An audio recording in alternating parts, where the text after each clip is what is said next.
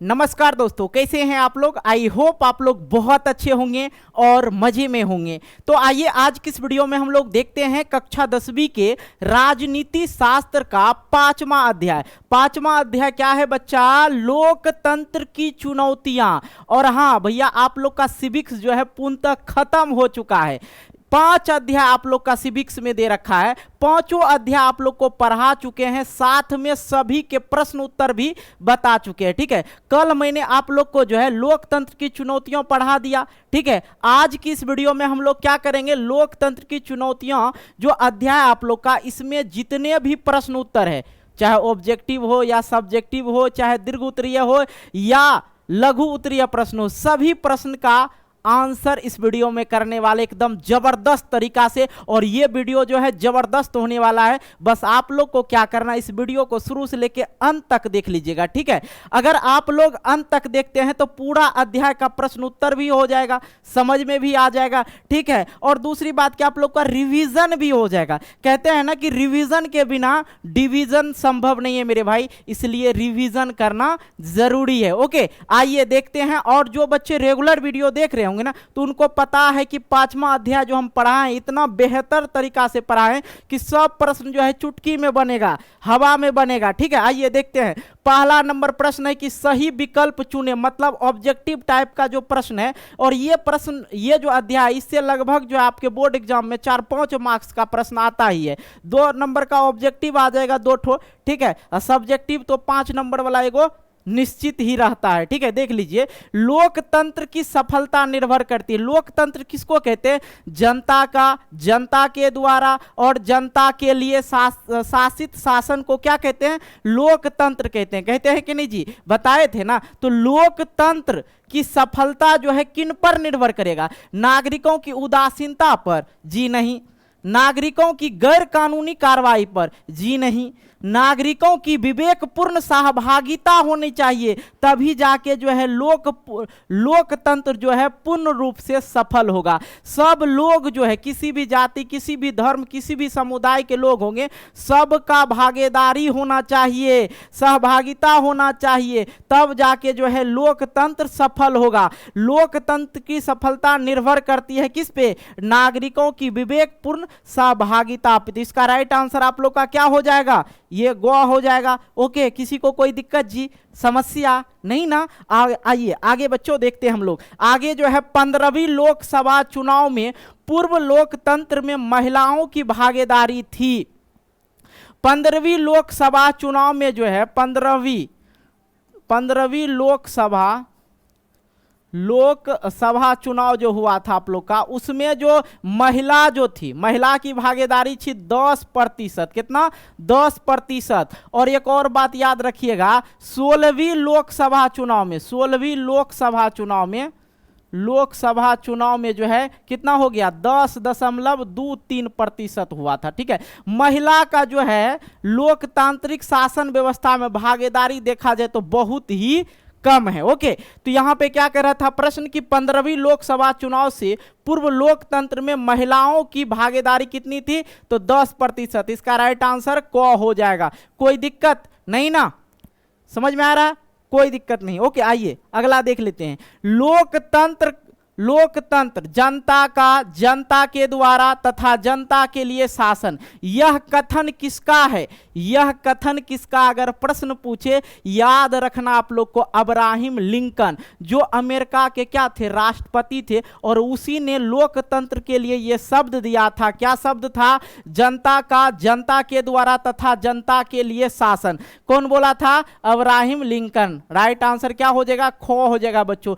Discuss करना चाहिए। ठीक है, आप लोग को वीडियो को जो है पूरा वॉच कीजिएगा ना, एग्जाम में गर्दा छोड़ा दीजिए, कोई सब्जेक्ट हो। अब बहुत सारा बच्चा विज्ञाने और गणिते देखते रह जाते हैं, बाकी सब्जेक्ट नहीं देखिएगा ना तो बच्चा बहुत दिक्कत होगा। और यही और सब चीज ना आप लोग को आगे चल के कंपटीशन की तैयारी कीजिएगा, किसी नौकरी की तैयारी कीजिएगा, तो वहां पे ये चीज याद आएगा कि सर जी पढ़ाते थे लेकिन हम पढ़ते नहीं थे। ठीक है, आइए, नए विश्व सर्वेक्षण के आधार पर भारतवर्ष में मतदाताओं की जो संख्या है कितनी है? ठीक है, मतदाताओं की जो संख्या है कितनी है, 71 करोड़। जैसे आप इस अध्याय का पेज उल्टाइएगा ना, सामने आपको दिख जाएगा कि 71 करोड़ लिखा हुआ है। ओके, कोई दिक्कत नहीं ना। आइए नेक्स्ट सवाल देखते हैं, 5वां नंबर। क्षेत्रवाद का भावना एक कुपरिणाम है। क्षेत्रवाद का भावना जो है एक कुपरिणाम है। देखिए यहां पे ऑप्शन है, अपने क्षेत्र से अलग, अपने क्षेत्र से लगाव। अब क्षेत्रवाद का मतलब क्या हो गया, समझिएगा ध्यान से। यहाँ पे क्षेत्रवाद, अपन अपन क्षेत्र बांट लिया। एक नॉर्मल सा उदाहरण दीजिए, दे रहे हैं, जैसे कि यादव हो गया, यादव अपना क्षेत्र अलग बना लिया, कुर्मी अपना क्षेत्र अलग बना लिया, बढ़ई अपना क्षेत्र अलग बना लिया। या धर्म की बात करें, हिंदू अपना अलग क्षेत्र बना लिया, सिख अपना अलग क्षेत्र बना लिया। ये क्या होगा, ये क्या होगा, अपने हित से लगाव होगा? जी नहीं, लगाव नहीं होगा, राष्ट्रहित होगा। जी बिल्कुल, ये भी गलत है आपका, ये भी गलत है। राष्ट्र में एकता होगा? नहीं, जब अलग अलग हो रहा है, क्षेत्रवाद का मतलब है कि अलग होना, तो क्या हो जाएगा, अलगावाद हो जाएगा। राइट आंसर क्या हो जाएगा, घ हो जाएगा। समझ में आ गया, कोई दिक्कत नहीं ना। आइए नेक्स्ट। अब देखो, रिक्त स्थानों को पूर्ति करो। बच्चों हम जो पढ़ाते हैं एकदम सिस्टम से पढ़ाते, बारीक तरीका से, इन्हें कि कभी कुछ कभी कुछ। आप लोग को 5 अध्याय हम कंप्लीट करवाए, 5 अध्याय को पढ़ाए एकदम बेसिक से और अच्छे तरीका से पढ़ाए। उसके बाद जैसे अध्याय खत्म हुआ, उसका प्रश्न उत्तर था सबको मैंने करवा दिया। ठीक है, यहां पे आप लोग वीडियो देखिए, इधर उधर भटकिएगा तो भाई आप लोग की मर्जी है। देखो, भारतीय लोकतंत्र डैश लोकतंत्र है, प्रतिनिधात्मक लोकतंत्र है। क्या है, प्रतिनिधात्मक है, एकात्मक नहीं है, एकात्मक नहीं है। क्या है, प्रतिनिधात्मक है, याद रखना आप लोग को। न्यायपालिका जो होता है, न्यायपालिका में किस डैश के प्रति निष्ठा होनी चाहिए, सत्य के प्रति निष्ठा होनी चाहिए। किसके प्रति, सत्य के प्रति निष्ठा होना चाहिए। ठीक है, अगला 3रा नंबर है, भारतीय राजनीति में महिलाओं की डैश प्रतिशत आरक्षण देने की मांग की गई। भारतीय राजनीति में महिलाओं को जो है डैश प्रतिशत आरक्षण देने की मांग की गई है, 33% आरक्षण देने की मांग की गई है। उसी प्रकार से अगर आप बिहार में आते हैं तो बिहार में जो है महिलाओं को जो है 50% आरक्षण मिलता है हर चीज में। ओके, याद रखिएगा। वर्तमान में नेपाल की शासन प्रणाली क्या है, लोकतंत्रात्मक है, लोकतंत्रात्मक है। ठीक है, इससे पहले राजतंत्र वहां चलता था। लोग ने क्या किया, 1990 के दशक में, 1990 के दशक में लोग ने क्या किया, राजतंत्र को हटाकर क्या किया था, लोकतंत्र स्थापित किया था। क्या किया था, लोकतंत्र स्थापित किया था। ओके, इसमें क्या हुआ था दिक्कत, फिर राजतंत्र को हटाया, लोकतंत्र स्थापित तो क्या ही था, जो राजा था वहां का उसको सिर्फ प्रधान बना दिया गया। क्या बना दिया गया, प्रधान। बाकी जो निर्वाचित प्रतिनिधि था उनके हाथ में सत्ता का सारा बगडोर किसके हाथ में, जो निर्वाचित प्रतिनिधि थे उनके हाथ में आ गया। फिर इसी यहां जो था प्रधान कौन था, वीरेन। कौन था, वीरेन था। ठीक है, उसके बाद जो है क्या होता है, फिर ज्ञानेंद्र आ जाता। आप लोग को मैंने बताया था ज्ञानेंद्र आ जाता है। यहाँ पे ज्ञानेंद्र क्या करता है, निर्वाचित प्रतिनिधि को हटा देता है और सत्ता का सारा जो बगडोर अपने हाथ में ले लेता है। तो वहां पे फिर जो है लोगों को कष्ट पहुंचने लगता है, लोग लड़ झगड़ के क्या करता है, ज्ञानेंद्र को हटा देता है। और आप लोग को पता थे ना, सप्तदलीय पार्टी, ठीक है, सेवन अलायंस पढ़ाए थे कि नहीं पढ़ाए थे, पढ़ाए थे। ओके, तो इसको हटा के फिर से वहां पे सप्तदलीय शासन व्यवस्था जो है, सॉरी सप्तदलीय जो राजनीतिक दल था वहां पे उत्पत्ति हुआ और उसको ये इसका जो अधिकार वगैरह है सबको खत्म करके क्या किया, प्रतिनिधि के हाथ में दे दिया। ओके, आइए 15वीं लोकसभा चुनाव में यूपीए, ठीक है, यूपीए जो है कांग्रेस का ही है, यूपीए किसका है, कांग्रेस का ही है, द्वारा सीटों पर विजय प्राप्त की थी। 265 सीटों पर विजय प्राप्त की थी। कितने, 265। यहां लिखना क्या है, 265 सीटों पर क्या की थी, विजय प्राप्त की थी। खत्म हो गया, रिक्त स्थान भी कर लिए, ऑब्जेक्टिव भी कर लिए। अब आता है अति लघु उत्तरीय प्रश्न, मतलब इसका जो है कम से कम शब्दों में जवाब देना। ध्यान से समझिएगा। लोकतंत्र जनता के लिए और जनता के द्वारा जनता के लिए शासन है कैसा, जनता का जनता के द्वारा जनता के लिए शासन है कैसे। तो यहाँ समझिए लोकतंत्र में क्या होता है, हम अपने मन मर्जी से क्या करते हैं, प्रतिनिधि जो निर्वाचित प्रतिनिधि होते हैं जो आते हैं सत्ता में, उसको हम लोग क्या करते हैं अपने मन मर्जी से चुनते हैं और मतदान देते हैं, ठीक है, वोट देकर उनको हम सत्ता में लाते हैं। तो मतदान का अधिकार कब प्राप्त होता है, 18 वर्ष की उम्र जब होगी आपकी, तब जाके आप लोग को मतदान देने का अधिकार प्राप्त होगा, ठीक है। तो यहाँ पे क्या होता है, हम लोग वोट देके वो ये जिसका बहुमत अधिक होता है, सब राजनीतिक पार्टी खड़ा होते हैं, उसके प्रतिनिधि खड़ा होते हैं, तो उसमें जिसका बहुमत सबसे अधिक होता है वही सत्ता में आते हैं, ठीक है। तो इसमें क्या होता है, ध्यान समझिएगा, इसमें शॉर्ट लिखना है, क्योंकि लोकतंत्र जनता का जनता के द्वारा और जनता के लिए शासन है कैसे, क्योंकि लोकतंत्र में क्या होता है, जनता के पास ही सारी शक्तियों का स्रोत होता है। जनता चाहे तो किसी को प्रधानमंत्री बना दे, मुख्यमंत्री बना दे, और जनता चाहे तो किसी को हटा भी सकता है, ये जनता के ही हाथ में पावर है। इसलिए लोकतंत्र को जनता के द्वारा और जनता के लिए शासन कहा गया है। कोई दिक्कत समझने में, किसी भी बच्चा को कोई भी प्रकार का प्रॉब्लम तो कमेंट बॉक्स से भैया कर देना। ओके, आ जाओ नेक्स्ट प्रश्न देखते हैं। दूसरा नंबर, लोकतंत्र जनता के द्वारा और जनता के लिए शासन है कैसे।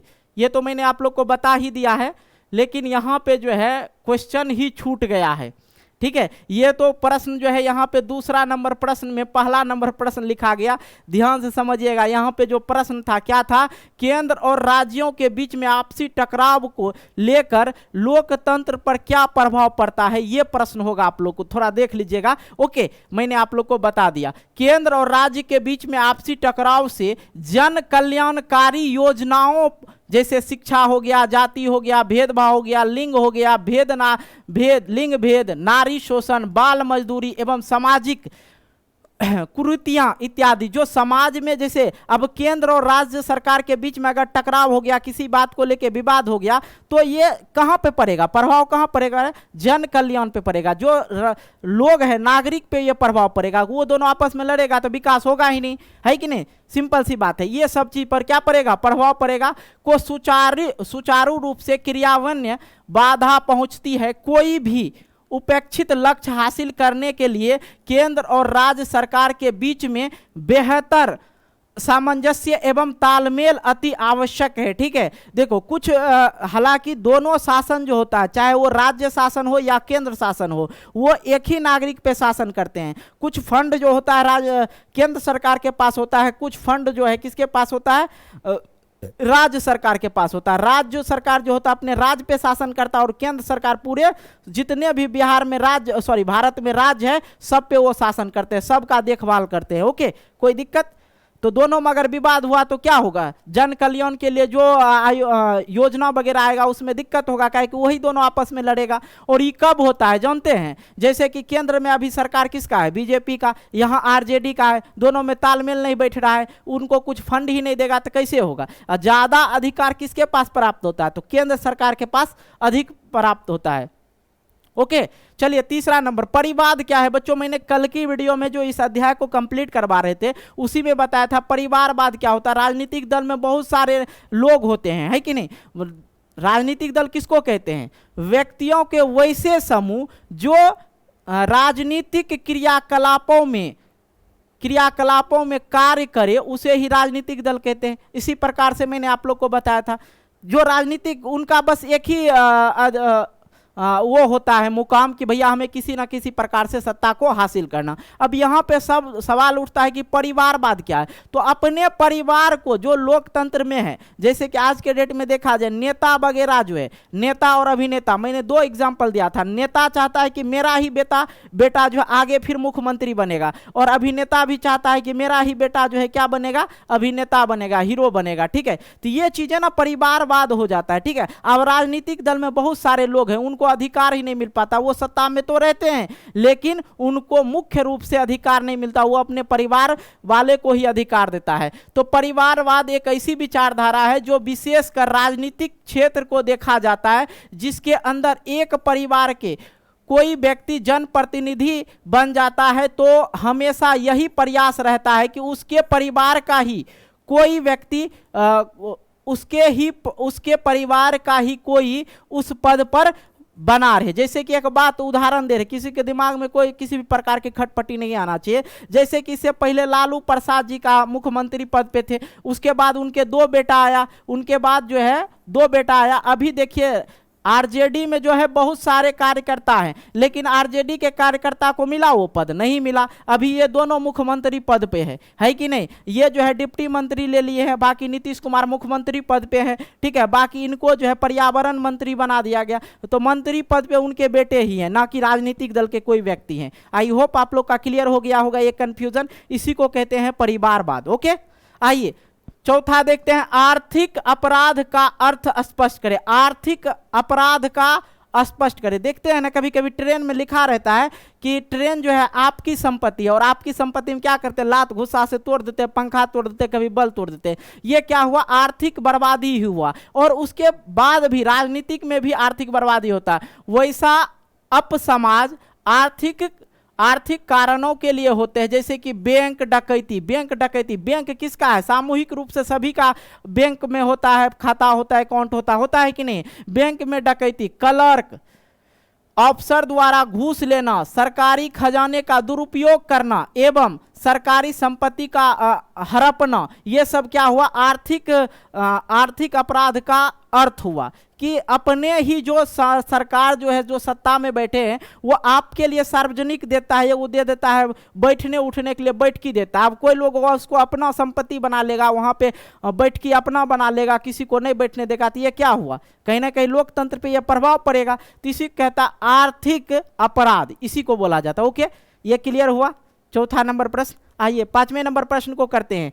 कह रहा पांचवें नंबर में, सूचना का अधिकार का कानून लोकतंत्र का रखवाला है। सूचना का अधिकार कानून जो है कब पारित हुआ था? 2005 से लेकर 6 में जो है राष्ट्रपति, देखिए 2005 से लेकर 6 तक में जो है राष्ट्रपति के पास पहुंचा था, और सूचना का अधिकार को जो है संशोधित किया था उसी समय। ठीक है, याद रखिएगा आप लोग ये चीजें, क्योंकि एग्जाम वगैरह में पूछा जाता है। सूचना अधिकार द्वारा नागरिक अपने कार्य और शासन प्रणाली को सार्वजनिक करता है और लोकतंत्र में देश की जनता यह अपेक्षा करती है कि सरकार पूरी ईमानदारी और कर्तव्यनिष्ठ के साथ अपने दायित्व का पालन करे। सूचना का अधिकार का मतलब हो गया यहाँ पे कि अपने कार्य शासन प्रणाली में कोई भी हो सार्वजनिक होना चाहिए। ठीक है, अब मुख्यमंत्री चाहेगा हम अपना लिए बड़ा सा बंगला बना लेंगे, कहीं ना कहीं वो अपने लिए प्रॉपर्टी हथियार है, ये क्या होगा? कहीं ना कहीं दिक्कत होगा। उसके लिए लोग जो है लड़ते हैं,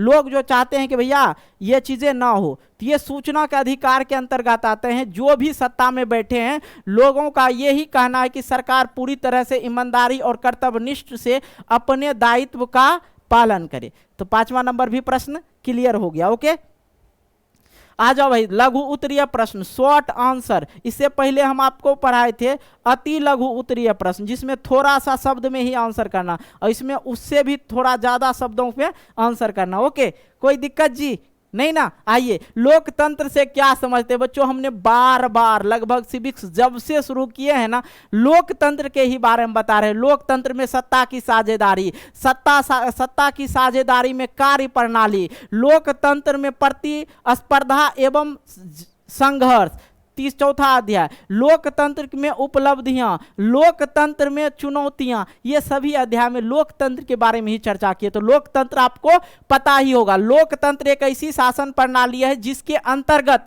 जनता अपनी स्वेच्छता से निर्वाचन में आए हुए किसी भी उम्मीदवार को मत देकर अपना प्रतिनिधि चुन सकता है। लोकतंत्र में यही होता है। कोई दिक्कत? इसको बार बार हम पढ़ के क्या फायदा? दिक्कत हो जाएगा, टाइम ज्यादा जाएगा। ओके, अब देखिए गठबंधन की राजनीति कैसे लोकतंत्र को प्रभावित करता है, ध्यान समझिएगा। गठबंधन सरकार में क्या होता है? एक से अधिक पार्टी मिलकर गठबंधन सरकार का निर्माण करता है। जैसे अभी बिहार में देखा जाए नीतीश कुमार, ठीक है, ध्यान समझिए, हम नाम लिख देते हैं, क्या पार्टी का नाम लिखेंगे? नीतीश कुमार और लालू का सत्ता चल रहा है। तो दोनों जो है आपस में मिल के क्या कर रहा है? बिहार में जो है सत्ता को सुचारू रूप से चला रहे हैं, है कि नहीं? अब लालू के दो बेटा, दो अधिकार मान लिया यहाँ पे। लालू जी के दो बेटे जो थे, तेजस्वी और तेज प्रताप, तो वो अपना 2 मंत्री पद को हथिया लिए। बाकी ये मुख्यमंत्री पद नीतीश कुमार के। तो ये जो पहले था किसके साथ में था? बीजेपी के साथ में था। बीजेपी से अनबन हुआ थी, किसके साथ आ गया? आरजेडी के साथ आ गया। इसको बोला जाता जाता है जेडीयू पार्टी, इसको बोला जाता है आरजेडी पार्टी, ठीक है, आरजेडी पार्टी। दोनों का भी सत्ता चल रहा है। किसका सत्ता है? आरजेडी पार्टी का सत्ता चल रहा है। बिहार में किसका शासन है? आरजेडी का शासन है। ओके, कोई दिक्कत समझने में ये चीजें? तो गठबंधन की राजनीति कैसे लोकतंत्र को इफेक्ट करता है, मतलब प्रभावित करता है। प्रभावित मतलब क्या? इफेक्ट करता है। इफेक्ट मतलब क्या हो गया? मतलब अच्छी तरह से नहीं चलाना, यही हो गया। सीधी सी बात समझिए। किस प्रकार से? गठबंधन की राजनीति में कई राजनीतिक दल मिलकर सरकार बनाती है और ऐसे सरकार में शामिल सभी राजनीतिक दलों की नीति एवं उद्देश्य जो है, इनके बेटे का उद्देश्य अलग अलग होगा, आरजेडी के पार्टी का अलग अलग उद्देश्य होगा, एक इनका कुछ अलग होगा। तो इससे क्या होगा? इन उद्देश्यों और नीतियों को पूरा करने के लिए सभी राजनीतिक दल सरकार पर क्या बनाती है? दबाव बनाती है, जिससे लोकतंत्र क्या होता है? प्रभावित होता है। कितना सटीक आंसर दे दिए? हाँ, कोई दिक्कत जी नहीं ना? आइए तीसरे नंबर प्रश्न को देखते हैं। तीसरा नंबर प्रश्न है, नेपाल में किस तरह की शासन व्यवस्था है? लोकतंत्र की स्थापना में वहां क्या क्या बाधाएं हुई? मैंने इससे पहले आपको बता ही दिया नेपाल के बारे में, फिर से चर्चा करें? नहीं ना, बताए हैं ना बाबू, तो ध्यान से समझ लो। नेपाल में अभी जो है, पहला प्रश्न है नेपाल में किस तरह की शासन व्यवस्था है? नेपाल में अभी लोकतांत्रिक शासन व्यवस्था, पहला आंसर क्लियर। लोकतंत्र की स्थापना में वहां क्या क्या बाधाएं हुई? नेपाल में पुराने राजतंत्र को खत्म करके वहां के लोग लोकतांत्रिक शासन व्यवस्था को स्थापना किया, ठीक है। नेपाल में एक सफल लोकतंत्र की स्थापना में बाधाएं थी अशिक्षा, लोकतंत्र के प्रति जनता का उदासीनता, लोकतंत्र में आना ही नहीं चाहता था जनता, काहे कि जनता शिक्षित नहीं था। गरीब जनता का जागरूक ना होना, ये सब जो है वहाँ पे नेपाल में क्या थी? बाधाएं थी। लेकिन लोकतांत्रिक शासन को स्थापित किया गया नेपाल में। किस तरह किया गया मैंने आप लोग को बता दिया। इतना लिख दीजिए, आप लोग का काम क्लियर है। ओके, आइए चौथे नंबर प्रश्न देखते हैं। क्या शिक्षा के अभाव लोकतंत्र के लिए चुनौती है? अब भैया आपको पता ही नहीं, शिक्षित है ही नहीं, आपको पता ही नहीं आपका मौलिक अधिकार क्या है, इसलिए मैंने आप लोग को 5वां अध्याय, हालांकि आपके किताब में जो है मौलिक अधिकार के बारे में नहीं दिया गया। संविधान भाग 3 में, संविधान के भाग 3 में जो है मौलिक अधिकार जो था कितना था? 7 था। फिर हटा के जो है एक जो संपत्ति का अधिकार को हटा के 6 कर दिया गया। ओके, मैंने उनके बारे में डिटेल से चर्चा किया, नहीं देखे जरूर देखिएगा। क्या शिक्षा, यहां पे प्रश्न जो है चौथा नंबर, क्या शिक्षा के अभाव लोकतंत्र के लिए चुनौती है? समझिएगा, हाँ, शिक्षा का अभाव लोकतंत्र के लिए चुनौती है। शिक्षा के माध्यम से ही नागरिक में जागरूकता लाया जा सकता है। एक शिक्षित व्यक्ति अपने कर्तव्य और अधिकारों के प्रति क्या होते हैं? जागरूक रहते हैं तथा योग्य सरकार का चुनाव करते हैं। अतः हम कह सकते हैं कि शिक्षा के अभाव लोकतंत्र के लिए कहीं ना कहीं चुनौती है। अब देखिएगा, जो शिक्षित नहीं होगा ओकरा दारू दे देगा, एगो साड़ी दे देगा, तू लोग जो है ओकरे पार्टी में वोट दे देता है। यहाँ पे जो है लोकतांत्रिक स्थापित करने के लिए और बेहतर सरकार को लाने के लिए आपको शिक्षित होना होगा, ताकि आप उस सरकार के बारे में जानेंगे कि लोकतंत्र में क्या क्या प्रणाली है और क्या क्या कार्य है जो सरकार नहीं कर रही है। किस सरकार को हम लाएंगे जो अच्छी तरह से काम करेंगे, सुचारू रूप से हमारे लिए जन कल्याण वाला काम करेंगे। ओके, कोई दिक्कत नहीं ना? चौथा प्रश्न का आंसर समझ गए। आइए 5वें नंबर, आइए भाई, आतंकवाद लोकतंत्र की चुनौती है कैसे? आतंकवाद जो है लोकतंत्र के लिए चुनौती कैसे है? देखिए, आतंकवाद जो होता है क्या करता है? तो सरकार पे डायरेक्ट दबाव बनाता है। अब सरकार इधर जन कल्याण के बारे में सोच रहा है, अब उधर आतंकवादी लोग देश पे हमला कर रहा है, कहीं कहीं राज्य में हमला कर रहा है। इससे क्या होता है? प्रॉब्लम होता है। तो यहाँ पे समझिएगा, सरकार के विकास से ध्यान हटकर आतंकवाद गतिविधियों पर अधिक समय तक रहना। उदाहरण, भारतीय संसद पर आतंकवादी हमला हुआ था, मुंबई के ताज होटल पे आतंकवादी हमला हुआ था, जम्मू कश्मीर में आतंकवादी क्या हुआ था? आतंकवादी हमला हुआ था, जिससे क्या हुआ? सरकार इधर जन कल्याण के बारे में सोच रहा था, उधर हमला हो रहा था। जन कल्याण को छोड़ के सरकार का ध्यान कहाँ चला जाता? आतंकवाद पे। आतंकवाद भी हमारे लिए कहीं ना कहीं लोकतांत्रिक शासन व्यवस्था के लिए एक चुनौती है। ओके, कोई दिक्कत नहीं ना। 5वां नंबर प्रश्न खत्म। आइए अब हम लोग दीर्घ उत्तरीय प्रश्न कर लेते हैं। लॉन्ग टाइप प्रश्न जो होता है, लॉन्ग, इसमें थोड़ा सा शब्द जो है ज्यादा लिखना पड़ता है। ओके, और इससे रिलेटेड जो है आपके बोर्ड एग्जाम में 1-2 प्रश्न रहेगा ही रहेगा। बबुआ बस इस वीडियो को पूरा वॉच कर लेना, ठीक है, ध्यान समझिएगा। 5वां नंबर है, वर्तमान भारतीय राजनीति में लोकतंत्र में कौन कौन सी चुनौतियां का है उसका विवेचन करें। भैया इसके बारे में हम बहुत डिटेल से पढ़ा है, नहीं देखें देखिएगा जरूर वो वीडियो को, ठीक है, इससे पहले वाला वीडियो को। और इसी वीडियो के नीचे डिस्क्रिप्शन बॉक्स में 5 वीडियो का लिंक दे देंगे और सभी के प्रश्न उत्तर का भी लिंक मिल जाएगा। देखिएगा तब ना, हाथ पकड़ के दिखाएं आपको, नहीं ना, देखिए, ठीक है। लिखिएगा, भारतीय लोकतंत्र के अन्य प्रमुख चुनौतियां हैं, ठीक है, जो निम्नलिखित है। पहला लिख दीजिएगा आप लोग, आतंकवाद।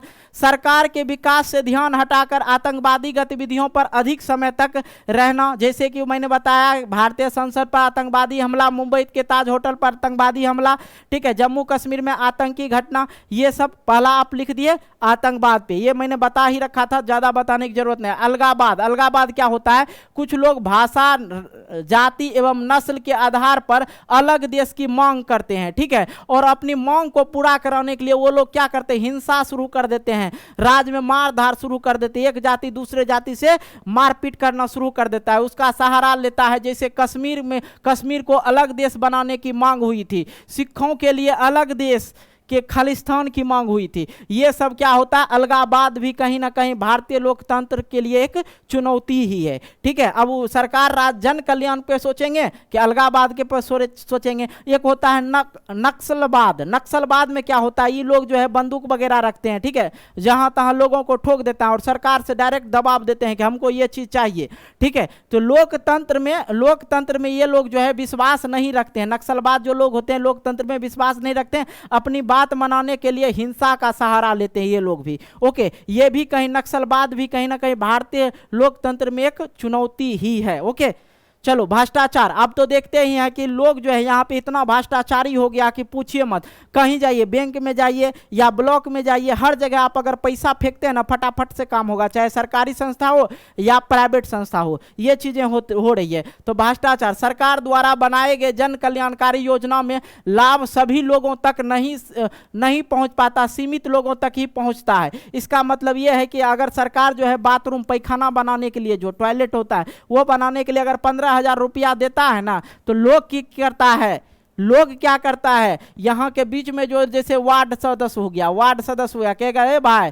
सामू तोरा हम अथी दिला देंगे बाथरूम वाला, हमको 5,000 देगा। तो लोग जो है उनको जानकारी नहीं होता है, काहे को वो शिक्षित होते हैं, तो बोलता है ठीक है 5,000 ले लेना, 10,000 इनको दे दिया, 5,000 इनको दे दिया। इस जन कल्याण में कहीं ना कहीं ये दिक्कतें हैं। दूसरी बात कि यही लोग जो है, कुछ लोग, ये सामू के नाम पे नहीं आया, रामू के नाम पे नहीं आया, सामू के नाम पे आया था बाथरूम वाला पैसा। तो ये लोग की करता है, कहता भाई आधा रुपया तो 7,500 तुम रुपया ले लेना, आधा हमको दे देना, तो इसके नाम पे कर देता है। तो ये कहीं ना कहीं क्या है, लोकतंत्र के लिए एक चुनौती। ये क्या है, भ्रष्टाचार है, ठीक है। तो इनका जो है दुरुपयोग कुछ लोगों द्वारा अपने हित में करना होता है, ठीक है। जैसे मनरेगा है, तो मनरेगा में क्या होता है, मुखिया लोग अपने हाथ में मनरेगा को ले लिया, इसमें 100 दिनों तक मजदूरों को कार्य देना चाहिए, लेकिन ये मनरेगा में अपने से वो काम करवा देता है और उसमें क्या होता है, मजदूर के अकाउंट में पैसा आता है। तो मुखिया लोग के जो चमचा होता है 4-5 गो,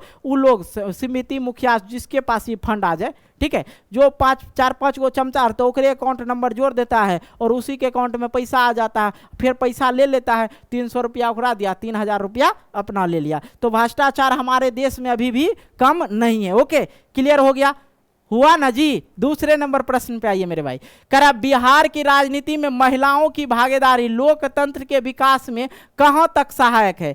कह रहा बिहार की राजनीति में महिलाओं की भागीदारी लोकतंत्र के विकास में कहां तक सहायक है। ध्यान से समझिएगा, बिहार की राजनीति में महिलाओं की भागीदारी बहुत ही कम है, जबकि नीतीश कुमार जैसे ही आए थे उसी समय से उसने क्या किया, आरक्षण दे दिया, 50% महिला को जो है क्या दे दिया है, आरक्षण दे दिया हर चीज में, ठीक है, ताकि महिला जो है बढ़ चढ़ के भाग ले। सबसे बड़ा कारण है अशिक्षा, महिलाओं को शिक्षा नहीं दिया जाता है ज्यादातर बिहार में, अब तो धीरे धीरे दिया जा रहा। आज ग्रामीण महिलाओं के विकास एवं उन्हीं मुद्दे राजनीति भागीदारी बनाने के लिए सरकार ने नई पंचायत राज व्यवस्था जो है, नई पंचायत राज व्यवस्था में जो है अंतर्गत 50% सीट जो है क्या कर दिया, आरक्षण कर दिया, प्रावधान दे दिया है। लेकिन देखिएगा मुखिया वाला सीट अगर महिला वाला आया ना तो पुरुष जो होता है महिला को तो खड़ा कर देता है, वो बन जाती है मुखियाइन। लेकिन काम कौन करता है, मुखिया जी।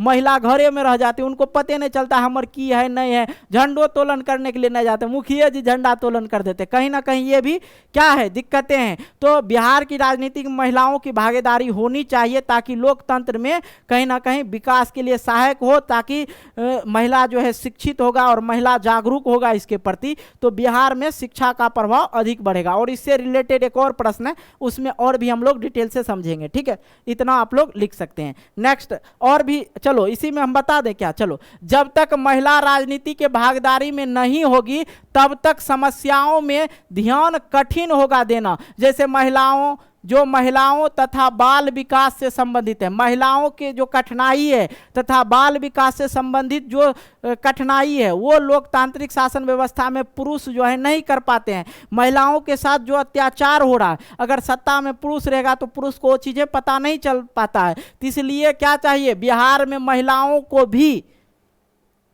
राजनीतिक दल में भागीदारी लेना पड़ेगा ताकि महिलाओं तथा बाल विकास से संबंधित इनकी भागीदारी से इन पर समस्याओं का समाधान आसानी से हो पाए और बिहार के विकास का एक नया दौर की शुरुआत होगा। इस प्रकार बिहार की राजनीति में महिलाओं की भागीदारी सर्वाधिक महत्वपूर्ण है। इससे बिहार और भी तेजी से क्या होगा, विकसित होगा। ओके, कोई दिक्कत, यहीं पे कर देना है, दोनों चीज आप लोग को लिख लेना है, ठीक है, स्लाइड 1 और स्लाइड 2 का, कोई दिक्कत नहीं ना।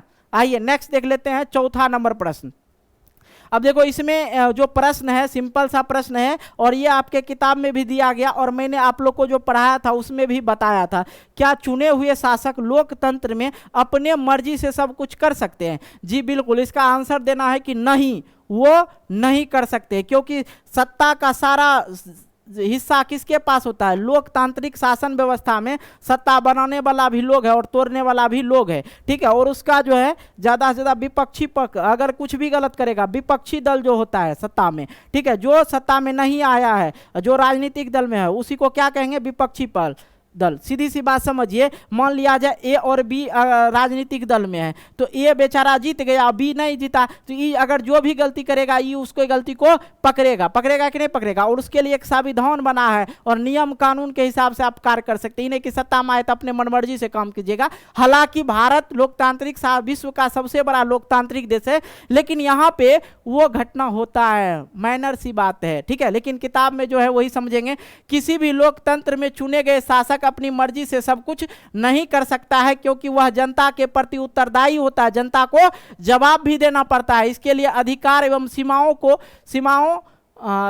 को भी कानून तौर पर नियंत्रित कर दी जाती है। चुने गए शासक को मनमानी करने से विपक्षी भी काफी हद तक रोकता है और विपक्षी दल भी शासक को उनके अधिकार एवं सीमाओं को याद दिलाते रहता है और उन्हें अपनी मर्जी से कार्य करने से रोकता है। इसके अतिरिक्त जनता को भी यह अधिकार होता है कि जब भी कोई शासक अपनी मर्जी से कोई कार्य करे तो ऐसी स्थिति में जनता आंदोलन के माध्यम से शासक की मनमानी को रोक सके, ठीक है। आई होप ये क्लियर हुआ, कोई दिक्कत? इतना आसान भाषा हम लिखे, कितना हम आपको बताएं, बहुत आसान सा अध्याय था, बहुत आसान सा ये प्रश्न उत्तर है, आराम से कर लीजिएगा। आइए 5वां नंबर प्रश्न, न्यायपालिका की भूमिका लोकतंत्र की चुनौती है कैसे? न्यायपालिका की भूमिका लोकतंत्र की चुनौती है कैसे, इसके सुधार के उपाय बतावे। सिंपल सा आंसर लिखना है कि न्यायपालिका का जो प्रमुख भूमिका यह है कि वह कानून के शासन की रक्षा और कानून के सर्वोत्तम सुनिश्चित करें और न्यायपालिका व्यक्ति के अधिकारों की रक्षा करते हैं और विवादों और कानून के अनुसार हल भी करते हैं, ठीक है। और यह सुनिश्चित करती है कि लोकतंत्र की जगह किसी एक व्यक्ति या समूह की तानाशाही ना ले। तानाशाही शासन व्यवस्था समझाए थे कि नहीं? न्यायपालिका का काम ये होता है कि कानून और शासन का जो है रक्षा करना, साथ में जो है न्यायपालिका व्यक्ति के अधिकारों का रक्षा करता है। किस व्यक्ति का क्या अधिकार है, नहीं अधिकार है, वो कौन याद दिलाता है? न्यायपालिका ही याद दिलाता है। साथ में किसी भी प्रकार का विवाद होता है तो उसमें न्यायपालिका उसके समस्याओं का हल करता है। और भी इसमें जो है उपाय बढ़ाना चाहिए, ठीक है, ताकि लोगों को किसी भी प्रकार की समस्या ना हो। ऐसे कि नियम पूर्वक बनाया गया, जैसे कि गाड़ी का चाबी खींच लेता है कांस्टेबल वगैरह, लेकिन उन लोग का अधिकार नहीं है चाबी खींचने का। ये नियम बनाना चाहिए और लोगों को जागरूक होना चाहिए। अगर किसी भी प्रकार से आपसे कांस्टेबल वगैरह कागज देखने को मांगे तो आप उनको दिखा नहीं सकते। ये अधिकार है, मौलिक अधिकार में दिया गया है। और जिसके यहाँ पे, ठीक है, 1 स्टार होगा उसी को आप पेपर शो कर सकते हैं, ठीक है, लेकिन चाबी खींचने का अधिकार किसी के पास नहीं होता है। ओके, आप उन पे कानूनी कार्रवाई कर सकते हैं, लेकिन लोगों का मन में कुछ और ही रहता है, भैया हेलमेट ही नहीं पहनिएगा, तो कहीं ना कहीं वो लोग भी अपने ढंग से सही करते हैं।